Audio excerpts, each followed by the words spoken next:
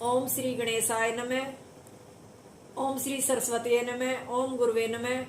जय व्यास जी महाराज। जय श्री सुखदेव जी महाराज। दूसरा अध्याय, 4 प्रश्नों के उत्तर और भक्ति का महत्व। सूत जी सोनक आदि ऋषियों के 6 प्रश्नों को सुनकर बड़े प्रसन्न हुए और श्री सुखदेव जी का ध्यान कर कहने लगे, हे सोनक, आपने जो लोक मंगलकारी प्रश्न किए हैं उनके लिए आपको धन्यवाद है। कृष्ण संबंधी प्रश्नों से लोगों का महान कल्याण होता है और आत्मा को शांति प्राप्त होती है। संसार में जीवों के श्रेय का मुख्य साधन और समस्त शास्त्रों का सार यही है कि मनुष्य को श्री कृष्ण जी में निश्चल भक्ति हो।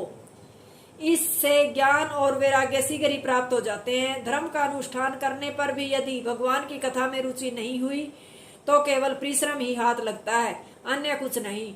संसार में धर्म का प्रयोजन मोक्ष है, अर्थ उपार्जन नहीं। अर्थ का प्रयोजन भी धर्म उपार्जन है, विषय सुख नहीं। विषय भी शरीर के निर्वार्थ है, इंद्रियों की तृप्ति उनका प्रयोजन नहीं है। संसार में तत्व की जिज्ञासा ही जीव का प्रयोजन है। केवल कर्म जाल में फंसा रहना नहीं, तत्व भगवान श्री कृष्ण जी ही हैं। इसलिए सर्वदा निश्चल मन से उन्हीं का श्रवण, कीर्तन, ध्यान तथा पूजन करना चाहिए। इससे मनुष्यों का बंधन हेतु अहंकार निवृत्त हो जाता है और भगवान की कथा में दृढ़ रुचि उत्पन्न हो जाती है। जब मनुष्य भगवत कथा सुनने का दृढ़ संकल्प कर लेता है तब भगवान उसके हृदय में प्रकट होकर उसकी संपूर्ण वासनाएं नष्ट कर देते हैं। फिर चित्त कभी काम, क्रोध आदि शत्रुओं से आक्रांत नहीं होता और उसके सब संशय सर्वदा के लिए निवृत्त हो जाते हैं। चित्त के सतव गुण में स्थित होने के कारण वह परम शांति को प्राप्त होता है। प्रकृति से परे एक ही भगवान श्री कृष्ण सृष्टि, पालन और संहार के हेतु ब्रह्मा, विष्णु, महेश जैसे नाम गुणों के अनुसार धारण करते हैं। जैसे काष्ठ से धूम और धूम से अग्नि श्रेष्ठ है, वैसे ही तमोगुण से रजोगुण तथा रजोगुण से सतोगुण श्रेष्ठ है। तदनुसार ही त्रिदेवों में भी उत्तरोत्तर श्रेष्ठता का वर्णन मिलता है। ब्रह्मा रजोगुणी है एवं रुद्र तमोगुणी है, इसलिए उनमें क्रमशः विक्षेप शक्ति तथा आवरण शक्ति रहने के कारण उनसे जीवों को परम सुख मिलना संभव नहीं, ऐसी कुछ लोगों की दृष्टि है। इस दृष्टि से शुद्ध सतव मूर्ति भगवान वासुदेव से ही वास्तविक श्रेय की प्राप्ति बतलाई गई है। इसमें ब्रह्मा जी तथा रुद्र जी का अपकर्ष नहीं समझना चाहिए, क्योंकि बिना एक का अपकर्ष दिखाए दूसरे का उत्कर्ष स्थापित नहीं हो सकता। यदि रुद्र तमोगुणी ही हो तो उनसे सृष्टि और पालन का संभव कैसे, और यदि ब्रह्मा जी रजोगुणी ही हो तो उनसे पालन और संहार का संभव कैसे। इसी प्रकार यदि विषव सतोगुणी ही हो तो उनसे सृष्टि और संहार का संभव कैसे, क्योंकि प्रमाणों द्वारा त्रिदेवों से पृथक पृथक तीनों गुणों के कार्य सृष्टि आदि का होना सिद्ध है। ये तीनों लीलार्थ परस्पर एक दूसरे की सृष्टि भी किया करते हैं। वायु ने कहा,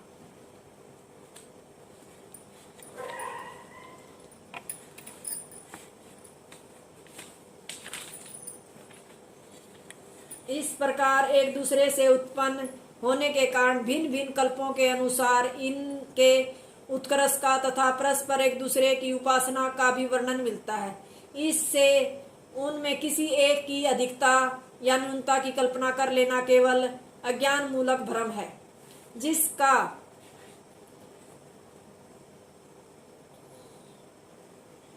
विवाह उसके गीत के अनुसार ब्रह्म पुराण में ब्रह्मा की, शिव पुराण में शिव की तथा विष्णु पुराण में विष्णु की प्रधानता वर्णित है। इसी प्रकार मार्कंडेय पुराण में शक्ति द्वारा विष्णु आदि देवों की उत्पत्ति बतलाई गई है एवं गणेश पुराण में श्री गणेश जी के द्वारा वस्तुतः मूल तत्व एक ही है। उसमें तीनों गुणों का यथा समय आविर्भाव और तिरोभाव हुआ करता है, अतः कहीं भी विरोध नहीं है। इस दृष्टि के अनुसार ब्रह्मा तथा रुद्र भी सतव मूर्ति हैं, अतः उनकी उपासना भी श्रेय की हेतु है। उत्कृष्टता तथा अपकृष्टता का कारण केवल उपाधि है, स्वतः तीनों देवों की एक रूपता है। इस विषय की आचार्यवर श्री वंशीधर जी ने भी स्पष्ट किया है।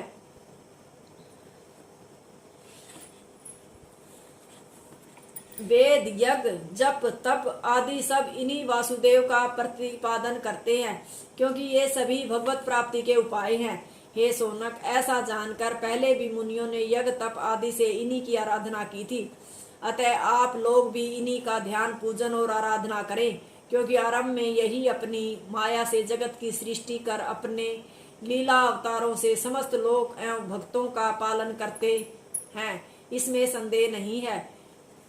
श्रीमद् भागवत के प्रथम स्कंद का दूसरा अध्याय समाप्त। हरिओम।